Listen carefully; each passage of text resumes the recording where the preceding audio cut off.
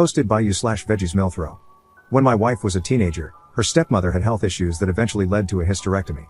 She and my father-in-law had been trying to conceive prior to that, and she's very open about how painful it was to become unable to have children. She's been in therapy for years, but this is still a sore subject, so we don't bring it up. During the pandemic, my stepmother-in-law became a vegetarian. While I obviously have no problem with that, no one else in the family is, and she tends to get very preachy about it. There is one specific video of cattle being slaughtered and processed that she has sent to multiple family members. Because of that preachiness, my wife and I try to avoid having meals with her. I've also been told that she and my father-in-law often eat in separate rooms. Anyway, my wife and I attended a wedding about 2 weeks ago. Our regular babysitter canceled on us at the last minute, so my father-in-law and stepmother-in-law volunteered to watch our kids, 8M and 5F. They had babysat our children once a few months ago, and things went fine, so my wife and I agreed. The kids were asleep when we returned home. The next day, my daughter was very upset. She barely spoke all morning. When we sat down for lunch, she started crying and refused to eat. We tried to talk to her, but she wouldn't tell us what was wrong. Eventually, my son told us what happened. We had promised the kids they could have burgers for dinner. My father-in-law was aware of that, but he apparently fell asleep less than an hour after we left. When it was time for dinner, the kids went to ask my stepmother-in-law to make the burgers, and she refused. My son offered to wake up my father-in-law, but she said no to that as well. She said she would make the kids something else for dinner. When my children started begging for the burgers, my stepmother-in-law showed them the cattle video. She also apparently told them that my wife was secretly against them eating meat, which is why they hesitated to tell us what she had done. My wife and I had a talk with our kids and managed to help them feel better. After they went to bed, we called my stepmother-in-law. She confirmed that she had shown them the video. To say we're both outraged would be putting it lightly. My wife and I immediately told her we were cutting her off from our kids, and will probably do the same with my father-in-law for falling asleep while he was supposed to be babysitting. My stepmother-in-law started trying to defend herself. She told us she was only trying to help and that we should be making more efforts to get our kids to eat healthy. It only made me angrier. I told her she has no idea how glad I am that she can't have children because I'd pity the child who would have her as a mother. After that, she hung up on us. My father-in-law has been calling and texting us. He is apologetic for falling asleep, but insists that cutting him and his wife off is an overreaction. He's also angry that I mocked my stepmother-in-law's infertility.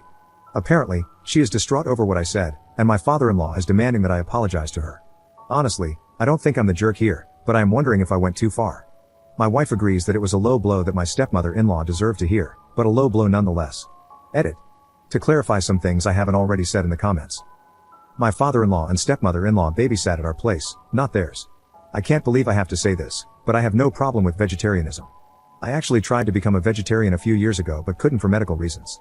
In my stepmother-in-law's case, what I have a problem with is her preachiness.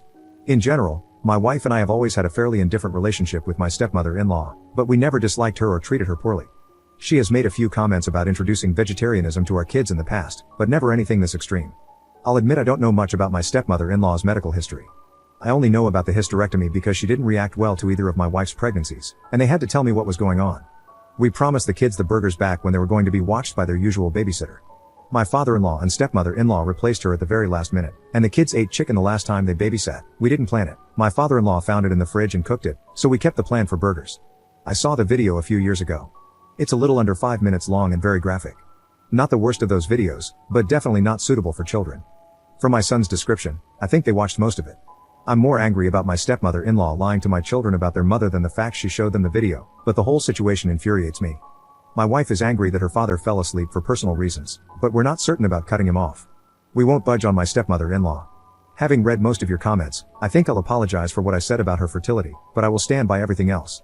I don't want her near my children ever again. Update 1 week later. Hey everyone, thank you for your input on my first post. Though my wife and I have no intention of letting her back into our children's lives, I decided to apologize to my stepmother-in-law for what I said. My wife and I talked a lot about the subject.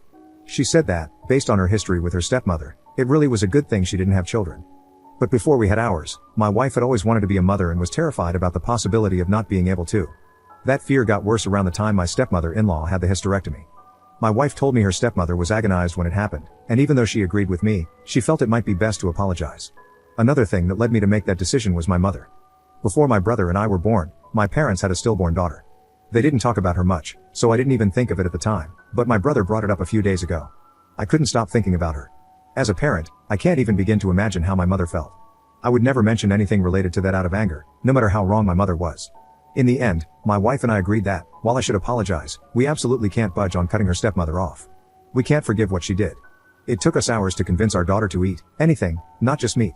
Even after that, she refused to eat meat for a few days because she didn't want to be evil.